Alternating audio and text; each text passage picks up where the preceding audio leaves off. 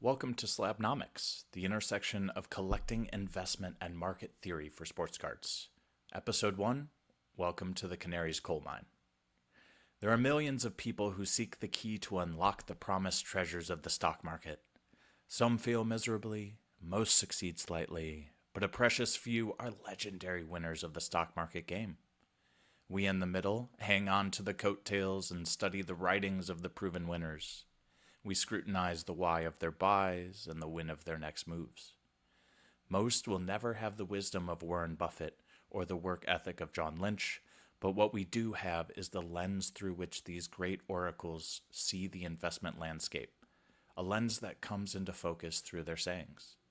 Some examples come to mind like, be greedy when others are fearful, and be fearful when others are greedy.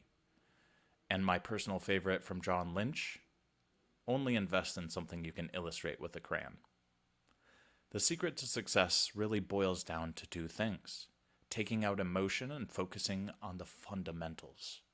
That's the essence of what this podcast is about. So who am I, and why are you listening to my podcast? I'm Matt, a 35-year-old finance guy turned card bird. My corporate journey is a winding road of a research analyst and a sales rep through many different financial industries: retail banking, small business lending, FX, many more. I've been that nerdy guy who got lost in the spreadsheets, writing articles for my own company, for other companies like Seeking Alpha, Forbes, Investopedia. I've also been that sales guy circling back with clients and playing the cat and mouse game between seller and buyer. I've done it all. I've read all the books, I've traded options, hell, I've purchased bonds directly from the United States government. And after all the wisdom that I've learned from these people and from my own failures and experience, I always come back to the fundamentals. Slabnomics is about bringing financial fundamentals to sports cards as a real asset class, not just collectibles. Because when you zoom out, the market behaves more like traditional finance than most people realize. So what is this podcast? In life as in love, as in business, one must have guiding principles to steer the ship by. In this podcast, you'll find some of these principles recurring as motifs. Number 1, a card's value is dictated by market, legacy, and design. Number 2, show me the math. And number 3, compound interest is king. First, a card's value is dictated by market, legacy, and design. Supply and demand gets top dog status as always because it's as fundamental as it gets. Legacy is a huge contributing factor to the player's market and provides the biggest variable to swing the current value between the floor and the ceiling and provide opportunities to buy and sell. More on that in a separate pod. Lastly, design is the key factor people underestimate, the factor that most influences the compound interest of long-term card investing. We'll soon get into this one in depth as we discuss sets. All right, the second one, show me the math. I believe fundamentally everything breaks down to the lowest common denominator of logical arguments, and I call this simply the math. Built on top of the math is the human stuff, usually a gigantic mess of unclear definitions, guesswork, and biases. For example, say someone asked me the common question, is X card a good investment? Well, this is a question so far out of the math, it's almost not worth boiling down to get there. I have clarifying questions about almost every single word in that short sentence before I can even begin to answer. Define your terms, your risk appetite, and your goals, and you will never ask that question.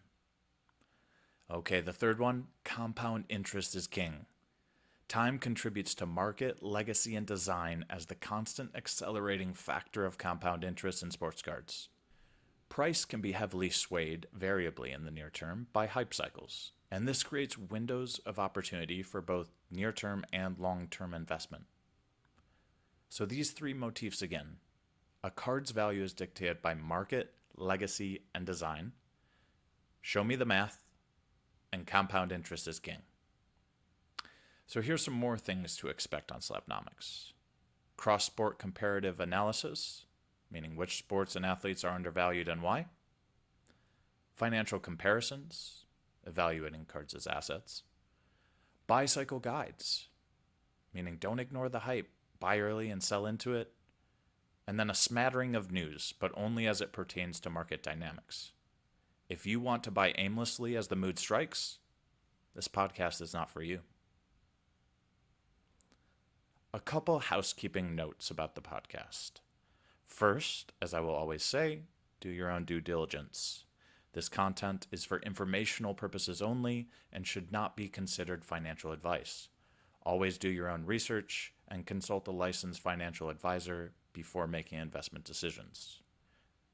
Second, I'm aiming for consistency in the pod, so you always know when an episode is going to drop. I'll be publishing every Tuesday and Thursday morning at 8 a.m. Eastern Standard Time.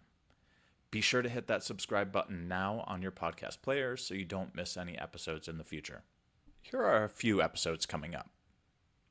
Why certain soccer card assets are the best buy in sports cards right now. Why sets are like index funds. What confluence of factors ultimately drives sports card markets. Liquidity versus illiquidity and how it affects your buying and selling. And a bit further down the road, some very exciting financial tools I'm currently developing. Stay tuned. If you're still listening, you're probably like me, analytical, curious, hungry to understand why things move so you can move before they do next time. If that's you, please take a second to do 3 simple things for me. Hit like on this podcast, hit that little bell to subscribe to Slabnomics, and let 2 friends know about it. Thank you. This is so critical when starting out. Follow me on Instagram, Twitter, YouTube, or TikTok under Slabnomics for extra insights. Oh, and one thing to think about before you go. The soccer card market is the largest subset of the 4 major sports card markets internationally, and yet it's the smallest market of the 4 domestically. The World Cup in 2026 will be hosted by the USA for the first time ever. What do you think will happen when the marketing machine cranks on? This has been Slabnomics Episode 1. Welcome to the Canary's coal mine. Thanks for listening. Keep building.